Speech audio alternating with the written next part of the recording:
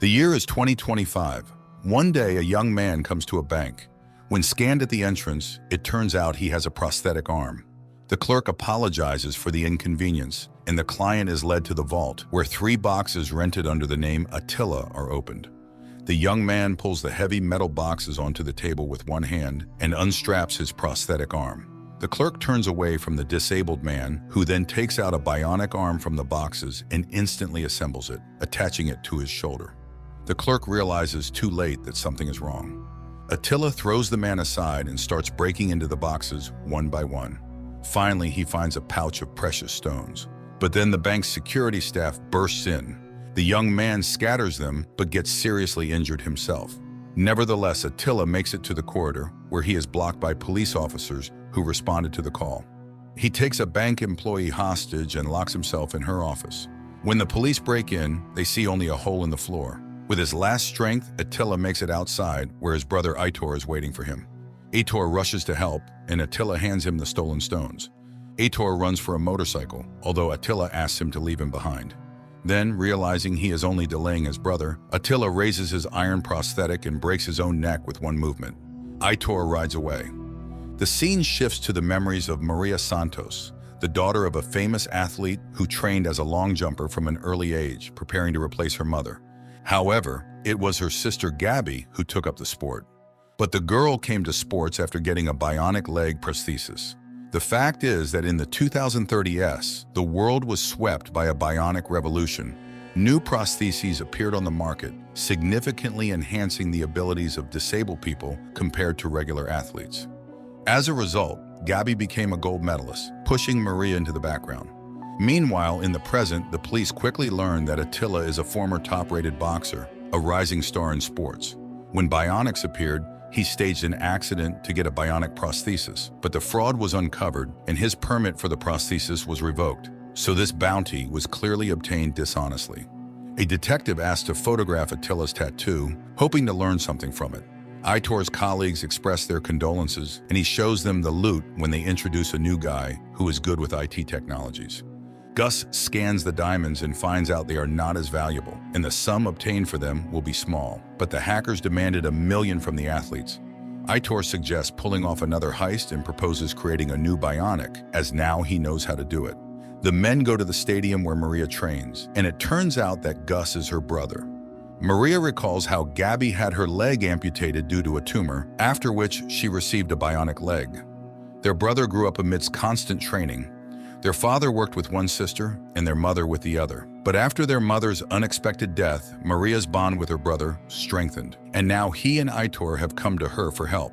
Gus tells her he joined a group that helps athletes in tough situations and invites her to join, but Maria does not give an answer. Meanwhile, prosthesis manufacturers discuss new technologies with the girl's father, Ricardo. The Bionic Games will be the main achievement of marketing efforts, and Gabby will be the company's main face. But for this, she must set a new world record. That same day, Maria comes to Aitor's club. The man hints at a new way to succeed: self-mutilation. However, this is illegal. In the evening, Maria goes to a party dedicated to Gabby, but looking at her sister's entourage, she realizes her own inadequacy. Maria accuses bionic athletes of no longer being real athletes. After a harsh verbal altercation with Gabby, Maria rides away. She speeds through the night city on her motorcycle, playing a Puccini aria, and gets hit by a car.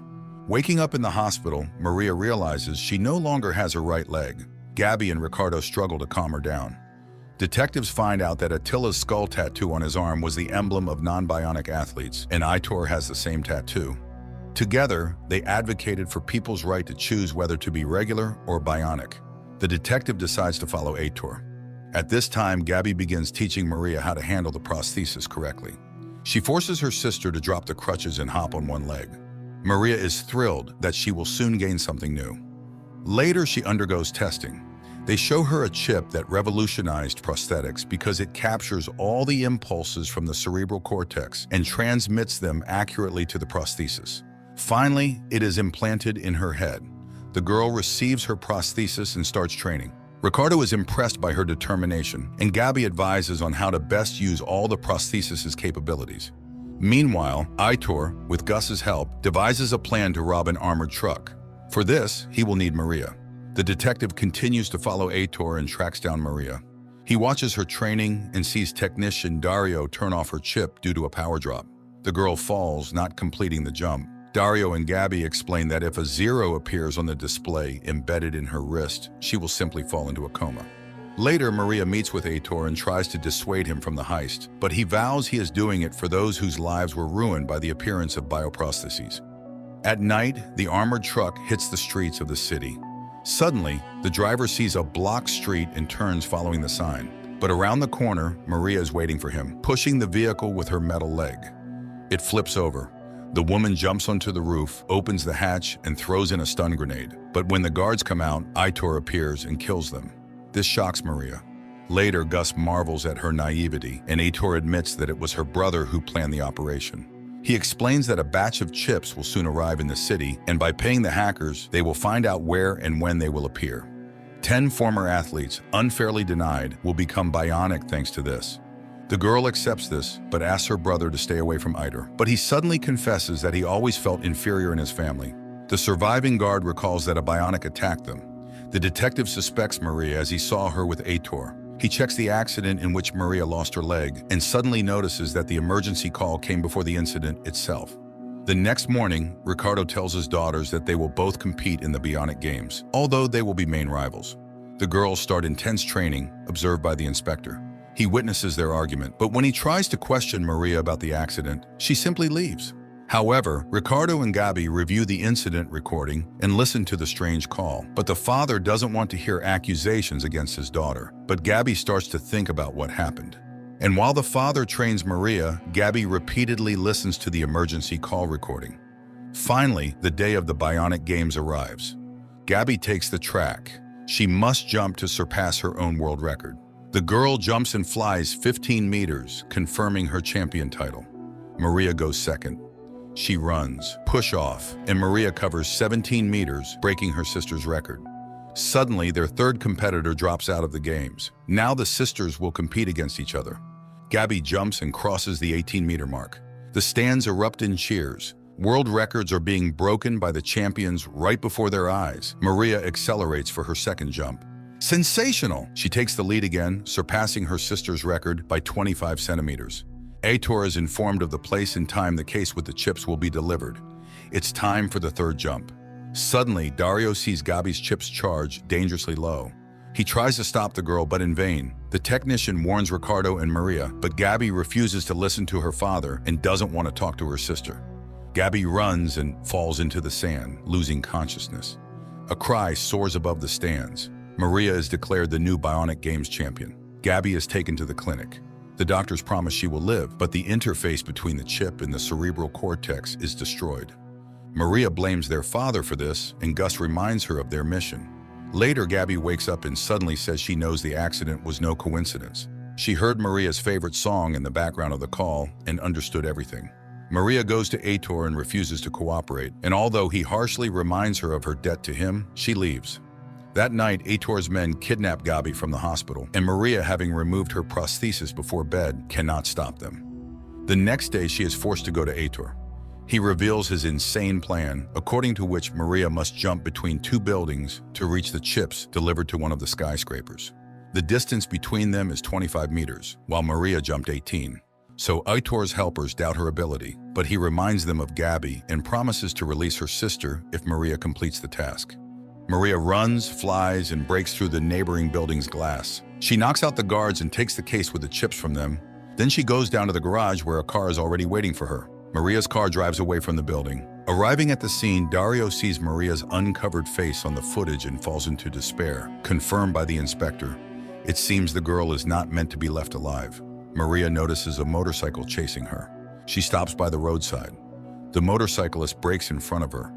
A man in a helmet gets off the saddle and stands in front of Maria's car. She suddenly hits the gas and, in a fit of rage, runs him over. But when Maria comes out to ensure Aitor's death, she finds Gus's broken and bloody body. Maria screams in horror at what she has done when Aitor calls out to her. Mockingly, he says he was afraid to face her leg, so he sent Gus. The woman tries to attack him, but they knock her out. Maria wakes up at Aitor's base and hears him talking to a man in a hat. It turns out that instead of helping non-bionic athletes, He uses the stolen chips to strike a deal with a businessman who wants to use the technology to create his own army of bionic soldiers. Opening the case, the bandits discover they stole much more than 10 chips and rejoice at the windfall. Aitor invites Maria to admire the chips, but the girl kicks the case and starts exterminating the group of the now hated man. Aitor himself is the last to fight. He grabs Gabby, trying to stop her sister, but Maria kills her former lover. However, Maria realizes that she is not entirely out of trouble when she hears approaching police sirens. Gabby persuades her sister to escape, and she runs out of the building, but the arriving detective and his men chase after her. The police catch up with Maria in the stadium stands, but the woman doesn't give up and climbs onto a barbed wire fence. The detective urges her to surrender, but Maria jumps down and hangs, caught by her prosthesis. The policeman calls for backup, but the woman unstraps the prosthesis and falls. Seeing all this, Gabby, on one leg, gets to a nearby car and takes her sister away from the police. Only after experiencing a life-threatening event together do the sisters finally understand that it's more important to help each other than to constantly compete.